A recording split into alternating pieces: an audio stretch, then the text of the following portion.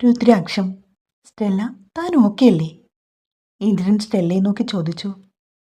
അതെ. എന്താടോ, തനിക്ക് യാതൊരു പ്രോബ്ലവും ഇല്ലായിരുന്നല്ലോ, പെട്ടെന്ന് എന്തു പറ്റി? ഭക്ഷണം കഴിച്ച് പുറത്തേക്ക് ഇറങ്ങിയതും അവൻ വീണ്ടും ചോദിച്ചു. ഒന്നുമില്ല, യാത്ര ചെയ്തു വന്നതുകൊണ്ടാണോന്നറിയില്ല, ഒരു ക്ഷീണം പോലെ. അവൾ ഇന്ദ്രനോട് കളവ് പറഞ്ഞു. താൻ വാടോ, നമുക്ക് റെസ്റ്റ് എടുക്കാം. അവളെയും ചേർത്ത് പിടിച്ചുകൊണ്ട് ഇന്ദ്രൻ ലിഫ്റ്റിന്റെ അരികിലേക്ക് പോയി. സ്റ്റെല്ല ഇടയ്ക്കൊക്കെ തിരിഞ്ഞു നോക്കുന്നത് ഇന്ദ്രൻ ശ്രദ്ധിക്കുന്നുണ്ട്. എന്തോ അവൾ തന്നിൽ നിന്ന് എന്തോ ഒളിക്കുന്നുണ്ടെന്ന് അവന് വ്യക്തമായി. ലിഫ്റ്റിനു വേണ്ടി ഇരുവരും വെയിറ്റ് ചെയ്ത് നിന്നു. അപ്പോഴാണ് 4-5 ആണുങ്ങൾ ആ ലിഫ്റ്റിലേക്ക് കയറുവാനായി വന്നത്. അതിലൊരുവൻ കുറച്ചു മുന്നേ സ്റ്റെല്ലയെ നോക്കിയ ആളാണ്. ലിഫ്റ്റിലെത്തിയതും അവൻ സ്റ്റെല്ലയെ മുട്ടിയൊരുമി അകത്തേക്ക് കയറിപ്പോയി. ഛേ, ഇന്ദ്രേട്ടാ! സ്റ്റെല്ല ഇന്ദ്രന്റെ കയ്യിൽ ചാടി പിടിച്ചു. ലിഫ്റ്റ് അടഞ്ഞതും ഇന്ദ്രന്റെ വലം കൈയിൽ അവൻ സ്റ്റെല്ലയെ ചേർത്ത് പിടിച്ചു.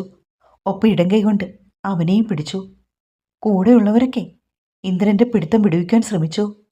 എന്നാൽ അവന്റെ കലി, ആ മുഖഭാവം ഒക്കെ കണ്ടുകൊണ്ട് അവർ പതുങ്ങിക്കൂടി. ലിഫ്റ്റ് അവരുടെ ഫ്ലോറിലെത്തിയതും ഇന്ദ്രൻ അവനെയും വലിച്ചുകൊണ്ട് വെളിയിലേക്ക് ഇറങ്ങി. വിടടാ! ഇന്ദ്രനെ നോക്കി അവൻ അലറി. തങ്ങളുടെ റൂമിലേക്ക് ഇന്ദ്രൻ അയാളെ വലിച്ചുകൊണ്ടുപോയി. എന്നിട്ട് ആവശ്യത്തിന് കൊടുത്തു. ബാക്കിയുള്ളവരൊക്കെ എതിർക്കാൻ നോക്കി. സ്റ്റെല്ലയും അവനെ പിന്നിൽ നിന്നും പിടിച്ചു മാറ്റുന്നുണ്ട്. പക്ഷെ ഇന്ദ്രന്റെ കരുത്തിന് മുന്നിൽ എല്ലാം വെറുതെ ആയിരുന്നു. എന്റെ പെണ്ണിനെ തോണ്ടാൻ നിനക്കാരാടാ പുല്യ അവകാശം തന്നത്? എടാ, ഞാൻ ആരാണെന്ന് നിനക്കറിയത്തില്ല. നീ ആരേലും ആയിക്കോ, എനിക്കെന്നാടാ കോപ്പേ? ഇന്ദ്രൻ പിന്നെയും തള്ളി. എടാ, മന്ത്രിയുടെ അനിയനാ ഞാൻ. ഈ മഹേഷ് ആരാണെന്ന് നീ അറിയും. നീ ചെവി നുള്ളിക്കോ. ചുണ്ടിൽ നിന്നും ചോര ചീറ്റുകയാണ്. വേദന കൊണ്ട് പൊളിയുകയാണ്. അപ്പോഴും അയാൾ പറഞ്ഞു, ഏതു മറ്റേടത്തെ മോനാണെങ്കിലും ശരി, എന്റെ പെണ്ണിനോട് തോന്നിവാസം കാണിച്ച അവനെ ഞാൻ വെറുതെ വിടില്ല. എടാ, ആഭ്യന്തരമന്ത്രിയുടെ അനിയനാ ഞാൻ. എന്നെയാണ് നീ ഇങ്ങനെ ഉപദ്രവിച്ചത്. നിനക്കിട്ടുള്ള പണി അത് 8ന്റെ പണിയായിരിക്കും. മഹേഷ് ഇന്ദ്രനെ നോക്കി ആക്രോശിച്ചു.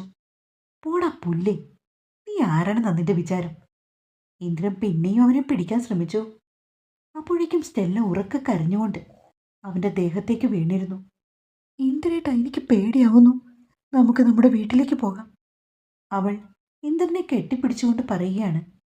വീട്ടിൽ പോകും മുന്നേ നീ മഹേഷിന്റെ കിടപ്പറയിൽ എത്തിയിരിക്കും. നിന്നെ അനുഭവിക്കാതെ വിടില്ലടി ഞാൻ. പറഞ്ഞു തീരും മുന്നേ മഹേഷിന്റെ ബോധം പോയി. അതുപോലെ ഒരൊറ്റ അടിയായിരുന്നു ഇന്ദ്രൻ അവനിട്ട് കൊടുത്തത്. കൂട്ടുകാർ ചേർന്ന് മഹേഷിനെ എടുത്ത് വെളിയിലേക്ക് ഇറങ്ങിപ്പോയി. ഇന്ദ്രൻ ചെന്നിട്ട് ഡോർ ലോക്ക് ചെയ്തു.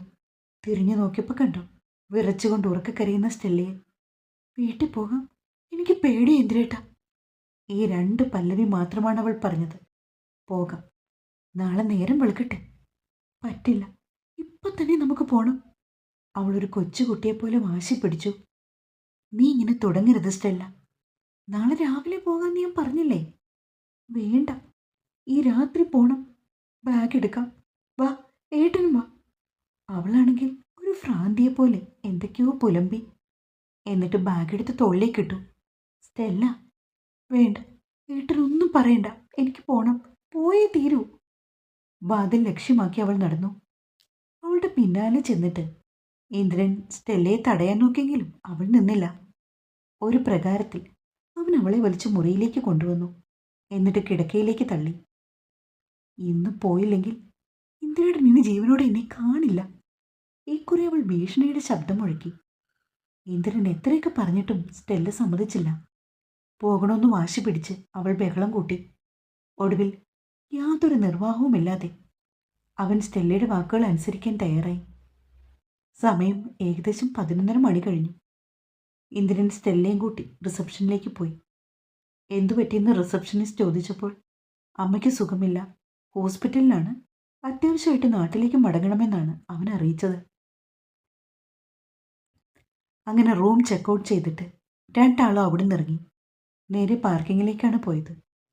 ഇന്ദ്രന് നല്ല ദേഷ്യമുണ്ട്, എങ്കിലും അവൻ പുറമേ കാണിച്ചില്ല. സ്റ്റെല്ല പേടിച്ചു പോയതാണ് അവൻ്റെ സങ്കടം.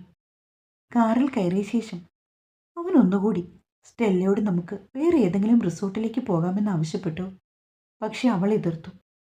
അങ്ങനെ ഇന്ദ്രൻ അവിടുന്ന് വണ്ടി ഇറക്കി. അത്യാവശ്യം നല്ല മൂടൽമഞ്ഞുണ്ട്. മുൻപിലെ കാഴ്ചകളൊക്കെ മങ്ങിയാണ്. ഏകദേശം ഒരു ഊഹം വെച്ച് അവൻ വണ്ടി ഓടിച്ചു പോയി. ഇടയ്ക്കൊക്കെ നിർത്തിയിട്ടു. അല്പദൂരം കഴിഞ്ഞതും അവർ കാട്ടിലേക്ക് പ്രവേശിച്ചു. ഇക്കുറി സ്റ്റെല്ലയ്ക്ക് ഇത്തിരി പേടിയൊക്കെ തോന്നി. ഇന്ദ്രേട്ടാ, നമുക്ക് തിരിച്ചു പോയാലോ? അവൾ ഇന്ദ്രനെ നോക്കി ചോദിച്ചു. ഇന്ദ്രേട്ട, എനിക്ക് പേടിയാവുന്നു. നമുക്ക് തിരിച്ചു പോകാം. സ്റ്റെല്ല കൈത്തണ്ടയിൽ പിടിച്ചു കുലുക്കി. താൻ പേടിക്കാതെ, നമുക്ക് മെല്ലെ വണ്ടി ഓടിച്ചു പോകാം. ഏട്ടാ, നമ്മുടെ മുൻപിലും പുറകിലും ഒന്നും ഒരൊറ്റ വണ്ടി പോലും ഇല്ല. ഈ യാത്ര ഇത് റിസ്ക്കാണ്. വേണ്ട, നമുക്ക് മടങ്ങിപ്പോകാം. എടോ, രാത്രി ആയതുകൊണ്ടാണ്. കുറച്ച് ദൂരം കഴിഞ്ഞാൽ നമ്മൾ ടൗണിലെത്തും. വേണ്ട, എനിക്ക് പേടിയാ. അവൾ വീണ്ടും അത് തന്നെ ആവർത്തിച്ചു. അപ്പോഴാണ് ഒരു വണ്ടി അവരുടെ ശ്രദ്ധയിൽപ്പെടുന്നത്. ഇന്ദ്രേട്ട, ഒരു വണ്ടി. സ്റ്റെല്ല തിരിഞ്ഞു നോക്കി. ആ വണ്ടി വന്നിട്ട് അവരുടെ അടുത്തായി മെല്ലെ സ്ലോ ചെയ്തു. എങ്ങോട്ടാ? ടൗണിലേക്കാണോ? കോ ഡ്രൈവിംഗ് സീറ്റിലിരുന്ന ഒരു ചെറുപ്പക്കാരൻ ഇന്ദ്രനോട് ചോദിച്ചു. അതെ, ഞങ്ങളും അങ്ങോട്ട്. പിറകെ കാണില്ലേ? അവൻ തലകുലുക്കി. ആ വണ്ടി മുന്നോട്ട് പോയതും സ്റ്റെല്ലയ്ക്ക് മുഖത്ത് ആശ്വാസം നെല്ലിച്ചു. കുഴപ്പമില്ലായിരിക്കുമല്ലേ ഇന്ദ്രേട്ട? ഇല്ലടാ, അവരും നമ്മളെപ്പോലെ ആയിരിക്കും. പേടികൊണ്ട് ചോദിച്ചതാ, പുറമേ കാണുമോന്ന്. എന്നാ പിന്നെ നമുക്ക് പോകാം. സ്റ്റെല്ലയ്ക്ക് ധൈര്യമായി. അങ്ങനെ ആ വണ്ടിയുടെ പിന്നാലെ ഇന്ദ്രൻ്റെ വണ്ടിയും മുന്നോട്ട് പോയി. ഗൂഗിൾ മാപ്പൊക്കെ വർക്കാവുന്നില്ല. കാരണം കാടിൻ്റെ ഒത്ത നടുക്കാണ്. സ്റ്റെല്ല ഫോണിൽ നോക്കിയിട്ട് നിരാശയോട് കൂടി അവനെ നോക്കി പറഞ്ഞു. അതെ. ഇന്ദ്രൻ തലകുലുക്കി. അങ്ങനെ സാവധാനം വണ്ടി അവരുടെ പിന്നാലെ പോയി. ഇന്ദ്രേട്ടൻ ഒരുപാട് ആഗ്രഹിച്ചു വന്നതാണ്. ഇങ്ങനെയൊക്കെ ആകുമെന്ന് ഞാൻ ഓർത്തില്ല.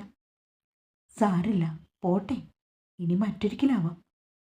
സോറി ഇന്ദ്രേട്ട, ഞാൻ ഒട്ടും പ്രതീക്ഷിച്ചില്ല. പോട്ടടോ. താൻ തൻ്റെ ജീവിതത്തിൽ യാത്രകളൊന്നും പോയിട്ടില്ലെന്ന് എനിക്കറിയാം.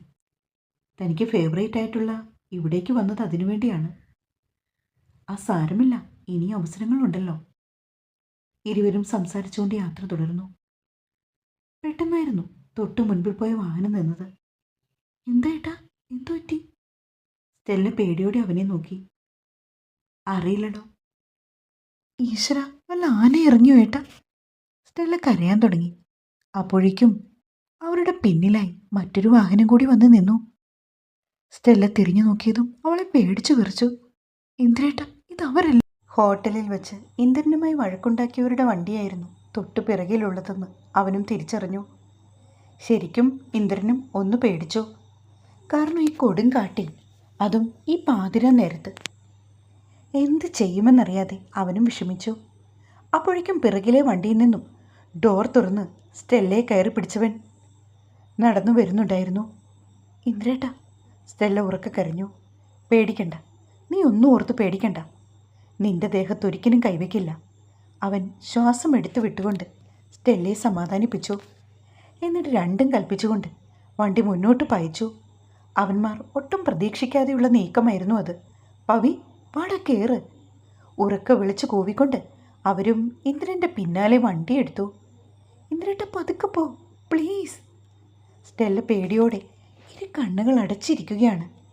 വളവും തിരിഞ്ഞും നിറഞ്ഞ വഴികളാണ്. ആ വഴിയിലൂടെയാണ് ഇന്ദ്രൻ അവൻ്റെ വണ്ടി പായിക്കുന്നത്. എനിക്ക് പേടിയായിട്ട് വയ്യ എന്ന് പറഞ്ഞ് സ്റ്റെല്ല ഉറക്കെ കരയുന്നുണ്ട്.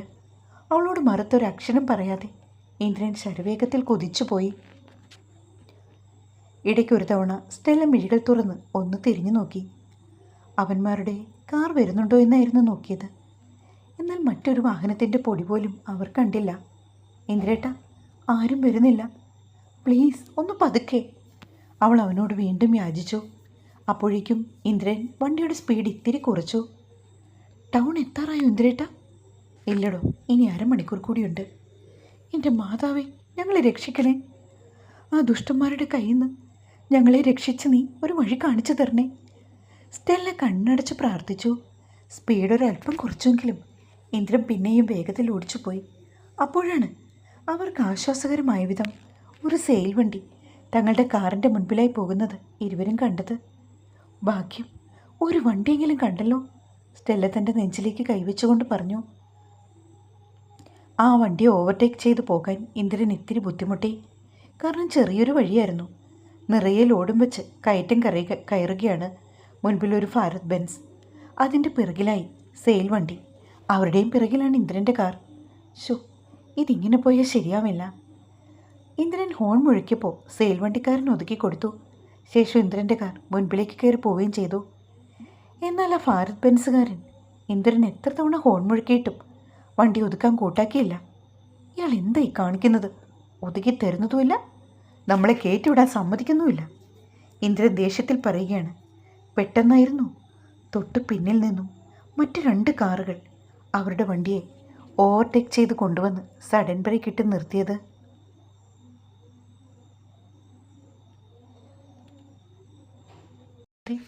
മറ്റു നിർവാഹവും ഇല്ലെന്ന് ഇന്ദ്രന് മനസ്സിലായി. അവനും മറ്റൊന്നും നോക്കിയില്ല. എന്തിനെ നേരിടുവാൻ തയ്യാറായിക്കൊണ്ട് ഇന്ദ്രൻ ഡോർ തുറന്ന് വെളിയിലേക്ക് ഇറങ്ങി.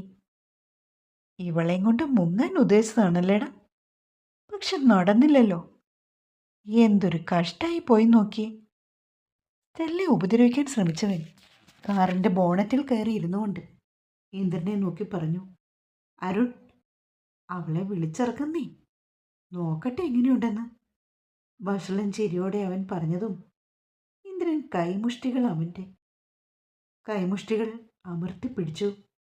പല്ല് ഞെരിച്ചു പിടിച്ചതും അവൻ്റെ ചെന്നൈയിലെ നീല ഞരമ്പുകൾ വലിഞ്ഞു മുറുകി. ആരോ ഡോർ തള്ളി തുറക്കുന്നു. സ്റ്റെല്ലയുടെ ഉറക്കെയുള്ള നിലവിളിയും ഇന്ദ്രൻ അറിഞ്ഞു. പിന്നീട് അവിടെ നടന്നത് ഇന്ദ്രൻ്റെ താണ്ഡവമായിരുന്നു. എല്ലാവരെയും അടിച്ച് നിലംപരിശാക്കി. അതിനവന് അധിക നിമിഷങ്ങൾ വേണ്ടി വന്നില്ല. എൻ്റെ പെണ്ണിൻ്റെ ദേഹത്ത് തൊടാൻ ഒരുത്തിനും സാധിക്കില്ലെന്ന് പറഞ്ഞു ഇന്ദ്രൻ വീണ്ടും വീണ്ടും അടിച്ചൊതുക്കി. ഇത്രയിട്ടാ മതി, നമുക്ക് പോകാം, എനിക്ക് പേടിയാവുന്നു. സ്റ്റെല്ല കരഞ്ഞുകൊണ്ട് ഇന്ദ്രനെ പിന്നിൽ നിന്ന് വലിച്ചു. ഒടുവിൽ എല്ലാവരിട്ടും കൊടുത്ത ശേഷം സ്റ്റെല്ലയെ ചേർത്ത് പിടിച്ച് ഇന്ദ്രൻ വണ്ടിയിലേക്ക് കയറി. റോഡിൽ കിടക്കുന്നവന്മാരെ അവിടെ തന്നെ ഇട്ടിട്ട് വണ്ടിയുമായി ഇന്ദ്രൻ പോന്നു. ഇന്ദ്രേട്ട, എന്തെങ്കിലും പ്രശ്നം ഉണ്ടാവോ? പോലീസ് എങ്ങാനും വരുമോ? സ്റ്റെല്ലയ്ക്ക് പിന്നെയും പേടി. നീ പേടിക്കൊന്നും വേണ്ട, യാതൊരു കുഴപ്പവും ഉണ്ടാവില്ല. അവൻ അവളെ സമാധാനിപ്പിച്ചു. എന്നിട്ടും സ്റ്റെല്ല പിന്നെയും പിന്നെയും തിരിഞ്ഞു നോക്കുകയാണ്. സ്റ്റെല്ല, അവരാരും ഇനി വരില്ല, നീ പേടിക്കാതെ പെണ്ണേ, അവൻ പിന്നെയും പറഞ്ഞു. ഇന്ദ്രേട്ടൻ എന്തെങ്കിലും കുഴപ്പമുണ്ടോ?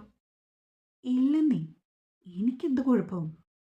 നീ ടെൻഷൻ ആവാതിരുന്നാൽ മാത്രം മതി.